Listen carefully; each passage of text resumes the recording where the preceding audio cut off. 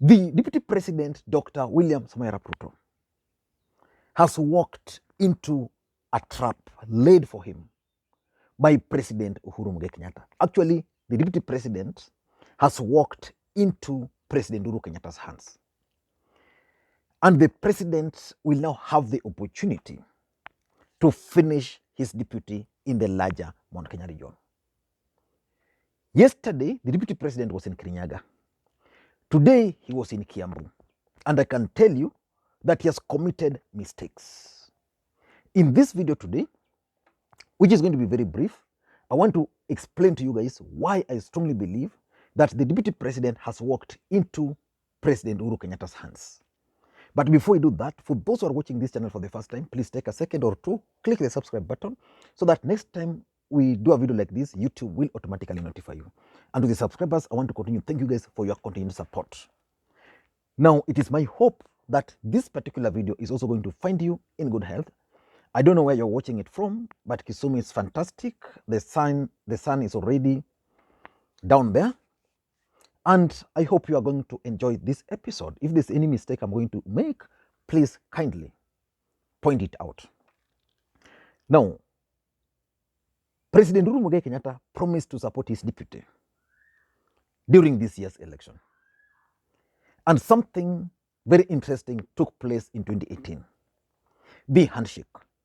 And that handshake changed the politics of this country completely.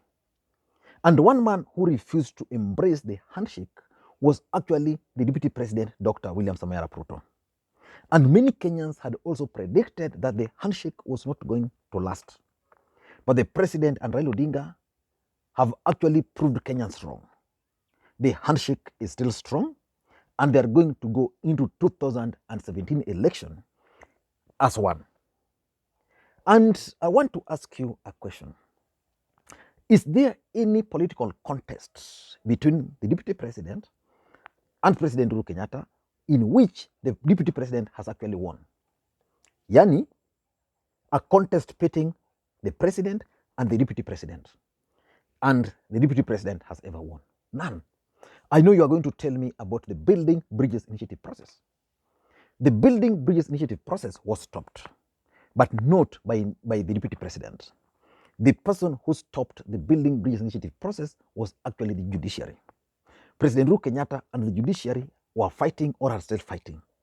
And the judiciary found an opportunity to punish the president. The Deputy President had the opportunity to stop the Building Bridges Initiative process at the county assemblies. That's politics. He failed. He was then supposed to stop it at the National Assembly. Failed. At the Senate, failed. So when it comes to BBI, that's okay. But when President Uhuru Kenyatta wanted to achieve any political objectives against the DP, he has always achieved. There was a point the president wanted to take control of Jubilee Party. And most Kenyans thought that there was no way the president could take control of Jubilee Party. As we know now, the deputy president has his own political party.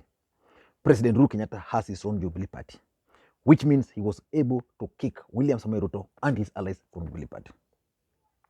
And then there was also a second time when the president wanted to take control of parliamentary leadership. He managed to kick Kipchumba Murkomen out, Susan Kihika out, Eden Duale out. He was able to kick Washiali out, and any other person who was allied to the deputy president. The president then managed to fix his own guys at the Senate and at the National Assembly. Again, very many people thought that there was no way President Uhuru Kenyatta was going to succeed, because perceptionally, most people believed that William Ruto was controlling the Senate and he was also controlling the National Assembly. What about the handshake? President Uhuru Kenyatta and Raila Odinga entered into the handshake. The deputy president tried to blackmail the handshake. The handshake is still strong up to now. So for me, if you ask me, I can't remember any political contest between the deputy president and President Uhuru Kenyatta in which the deputy president has emerged the victor. But the BBI, you can mention. So the deputy president, after that handshake, decided to go to the larger Mount Kenya region to consolidate their support. And to his credit, up to now, he still controls the support in the larger Mount Kenya region. And President Uhuru Kenyatta has remained silent.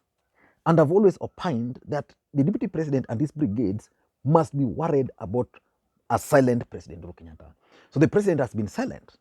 And recently, the president allies revealed that the president was planning to start going to the region to decampaign his deputy. That move caused a lot of anxiety in William Ruto's camp. And if you remember, yesterday the deputy president was in Kirinyaga, basically to counter Raila Odinga's rally in Murang'a. And again, today he was in Kiambu, again to consolidate that support. But based on the feedback from those two rallies, I can tell you one thing, that the deputy president has played right into President Uhuru Kenyatta's hands. How?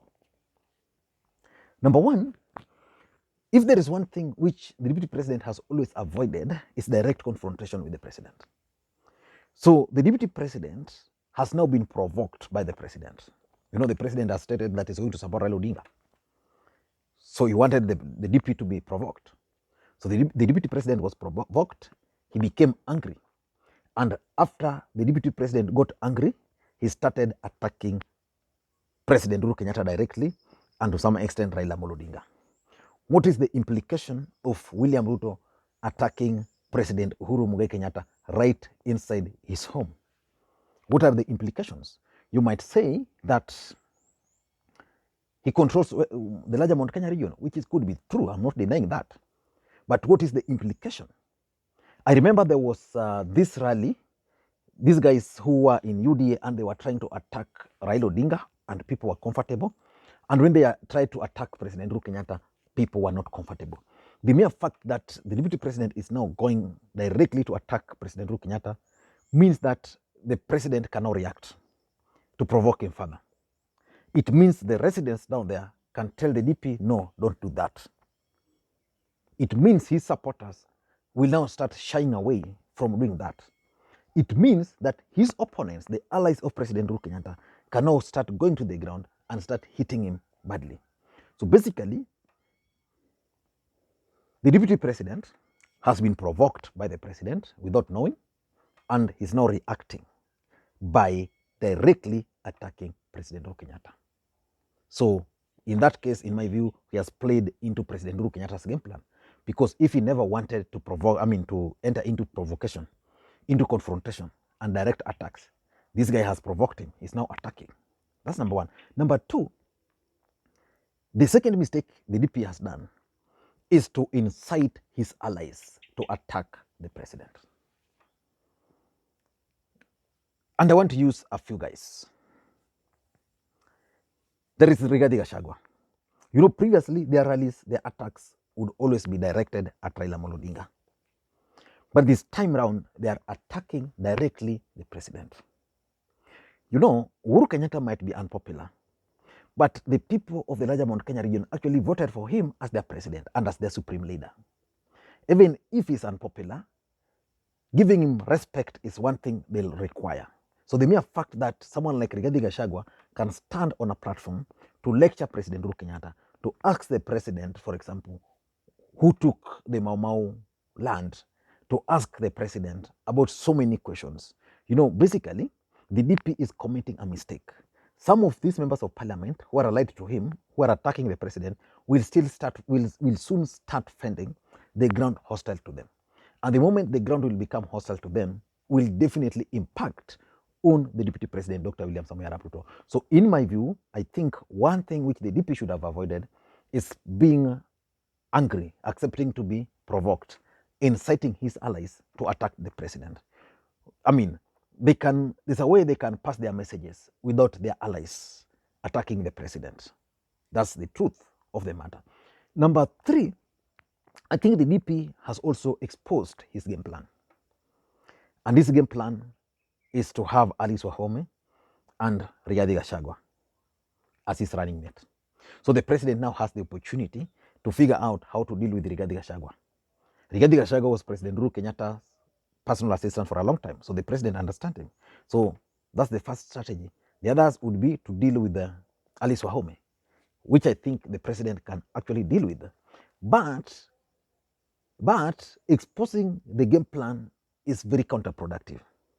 The president has stated severally that the presidency should rotate from amongst the three, from Kikuyu, Kalenjin domination.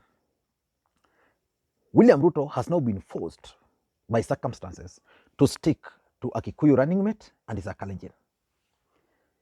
Uhuru Kenyatta, on the other hand, is saying, I'm giving this thing to a Luo and a Kikuyu. So it's like the presidency is moving from Kalenjin, Kikuyu to another tribe. So which means the president can use, even the NIS, can use his team to actually start hitting on the fact that the presidency is not a preserve of two tribes.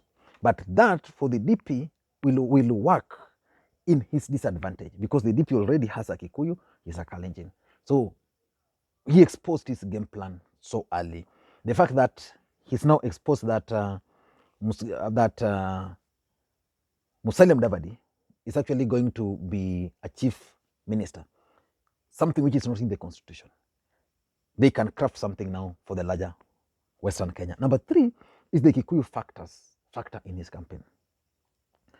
William Ruto understands so well that without the Kikuyu, he can't be the next president. So he must have a running mate from the Kikuyu nation. And that is what the president wanted. Remember, President Uhuru Kenyatta was insisting that let us have an expanded executive, which he opposed. The president also said that let us have the political parties amendment bill, which will allow us to have coalition. So the deputy president is accepting coalition arrangement with the two leaders from the Western Kenya, but is refusing or declining an alliance with someone from the larger Mount Kenya region or with any other party from the larger Mount Kenya region. That is something which President Uhuru Kenyatta will be able to expose. And the last mistake which the DP has done is to have a list of preferred aspirants from the larger Mount Kenya region. There are complaints all over. You see, I started recording this video when the sun was setting down there. So it's already down, it's getting dark, but I hope you guys will not complain. So the truth of the matter is that William Ruto has a list of preferred candidates across the larger Mount Kenya. So when they'll be going for nominations, the deep state, the provincial administrations can easily influence the outcome so that these preferred candidates are defeated. And once these preferred candidates are defeated, then they'll be forced or imposed on the people. Then a rebellion will be engineered, and that will mark the end of UDA in the larger Mount Kenya region. President Uhuru Kenyatta is a shrewd politician. He's a political scientist. He understands politics, hardly makes mistake. The president is one guy who would wait to pound only when he's sure of victory. Thank you guys, and may you have a good day. Bye-bye. I had to cut it short because I don't want to be in the dark here. Bye-bye.